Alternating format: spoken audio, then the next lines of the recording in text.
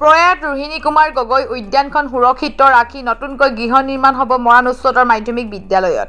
ঐতিহাসিক মৰাণ উচ্চতৰ মাধ্যমিক বিদ্যালয়ৰ আন্তঃগাঁথনি উন্নয়নৰ বাবে অনুমোদিত হৈছে 8 কোটি টকা।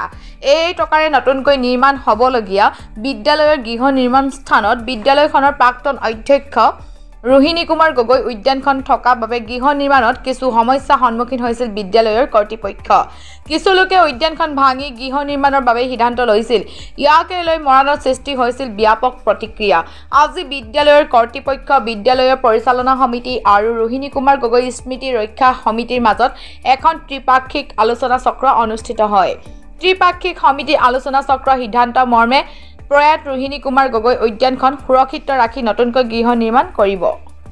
আজি মৰাণ উচ্চতৰ মাধ্যমিক বিদ্যালয় 8 কোটি টকাৰ যিটো অনুদান চৰকাৰীভাৱে আহিছিল, সেই অনুদানটো বিশেষভাৱে আমাৰ প্ৰাক্তন অধ্যক্ষ ৰোহিণী গগৈ ছাৰৰ স্মৃতি সুৰক্ষা সমিতি যিখন আছিল, তেওঁলোকৰ সকলো উপস্থিত আছিল আৰু বিভিন্ন দল সংগঠন আছিল।